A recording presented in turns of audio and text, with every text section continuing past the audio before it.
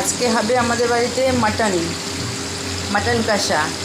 আমি আলুটা ভাজা বসিয়ে দিয়েছি, আর এইখানে পেঁয়াজ কুচনো রেখেছি, আর মশলা সব একবারে আমি করে রেখেছি। লঙ্কা বাটা, আদা বাটা, রসুন বাটা, আর একবারে করে নেওয়া হয়েছে। আর এই কড়াইতে হবে মাটন কষানোর আগে আমি মাটনটা প্রায় ঘন্টাখানেক ধরে নুন আর তেল দিয়ে, শুধু হলুদ আর তেল দিয়ে ম্যারিনেট করে রেখেছি। এবার পরপর রান্নাটা হবে। দেখুন, প্রথমে দিলাম কড়াইতে তেল, সরষের তেল,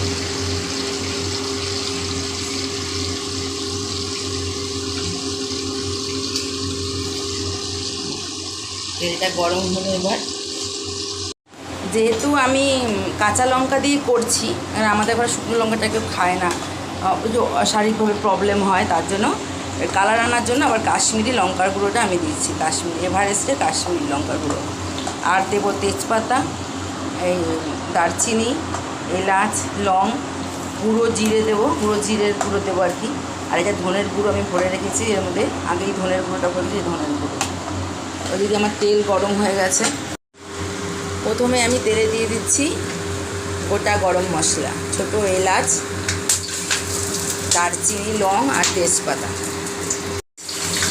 কুচনো পেঁয়াজটা আমি দিয়ে দিলাম।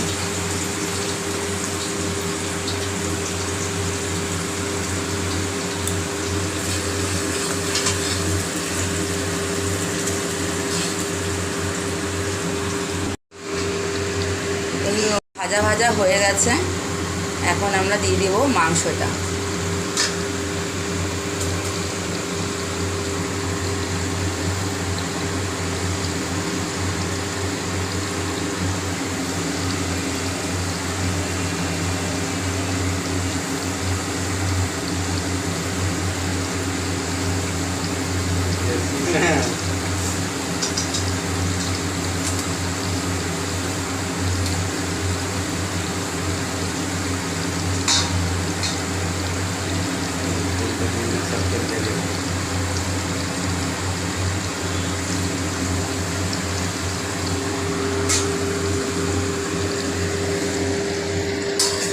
এবার মাংসটা আমি ভালো করে নাড়িয়ে নেব।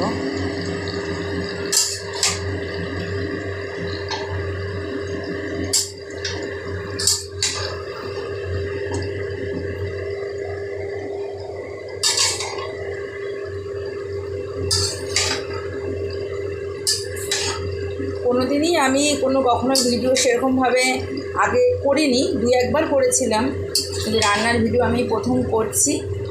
চেষ্টা করছি কীভাবে করি আমি রান্না, সেটা দেখানোর জন্য। দেখুন, পেঁয়াজ যখন ভাজা ভাজা হলো তখন আমি মাংসটা দিয়ে দিলাম। এখন মাংসটা দেওয়ার পরে নাড়াচাড়া করার পরে মাংসটা বেশ একটু হালকা হালকা গরম হয়ে গেছে। এখন যেটুকু লাগবে পরিমাণ মতন আমি নুন দিয়ে দেবো এটার মধ্যে।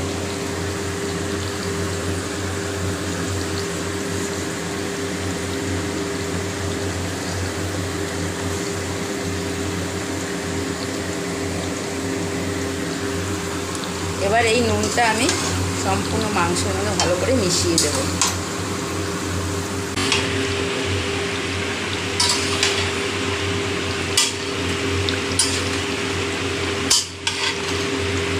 মাঝে মাঝে এবার বারবার আমি একটু নাড়িয়ে দেবো।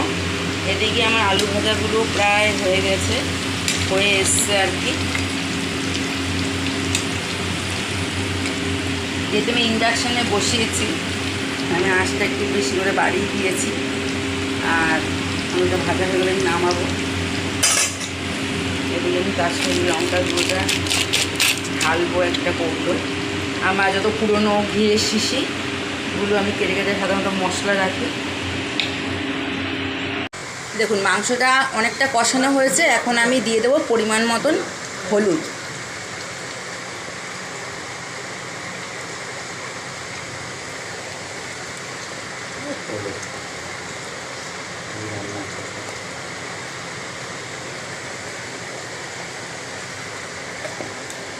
এবার আমি হলুদটা পুরো মিশিয়ে দেব। এবার আমি দিয়ে দিচ্ছি আদা।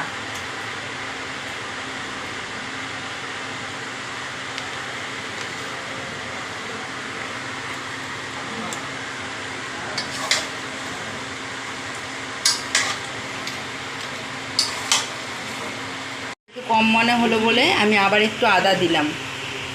এবার দিচ্ছি লঙ্কা বাটা, কাঁচা লঙ্কা বাটা।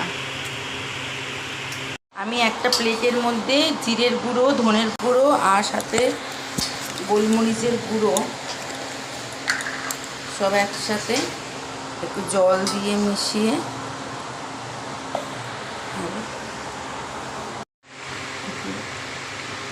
গুঁড়ো মশলাটা আমি পুরো দিয়ে দিলাম। এটা অনেকখানি কষানো হয়ে গেছে। এবার দেবো আমি একটু কাশ্মীরি লঙ্কার গুঁড়ো। আগেই বলেছি বন্ধুরা যে কাঁচা লঙ্কা দেওয়াতে খাওয়ার জন্য উপকারী, তাই আমি দিয়ে দিলাম এখন কাশ্মীরি লঙ্কা, যে রঙটা কালারটা ভালো আসবে। শুকনো লঙ্কা না খাওয়াই ভালো। মটনটা রান্না করার জন্য লাগবে টক দই। দইটা আমি ঘরে পেতেছি। সাধারণত আমরা প্রতিদিনই ঘরে দই পেতে থাকি। এই দই দিয়েই আমি মটনে দেব। এবার দিচ্ছি দইটা।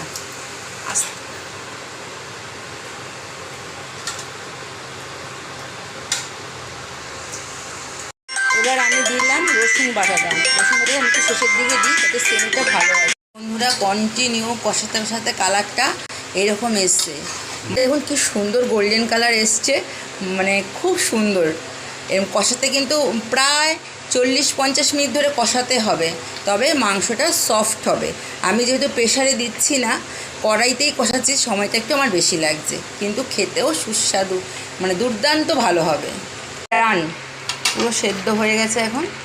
এখন আমি কষানো মাংস, যে খাবে বা আমার বাচ্চারা খুব কষানো মাংস খেতে ভালোবাসে, আমার হাজব্যান্ড তুলে রাখবো, তাদের দেবো আর কি। দেখুন বন্ধুরা, আমি যখন ঝোলটা দিয়েছি তখন আমি ভিডিও করতে একটু ভুলে গেছিলাম, তাড়াহুড়ো ঝোল দিয়ে দিয়েছি। এখন আমি দেবো আলুগুলো, ভাজা আলুগুলো রেখেছি, সেগুলো এখন দিয়ে দিচ্ছি ঝোলে।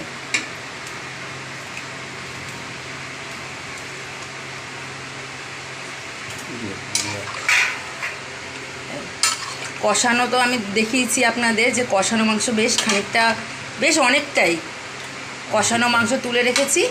আর এখন আমি করলাম দুপুরে ভাত দিয়ে খাওয়ার জন্য ঝোল। আর কষানোটা তো সবাই শুধু বসে বসে খাবে আর আড্ডা দেবে। অলরেডি খাওয়া শুরুও হয়ে গেছে।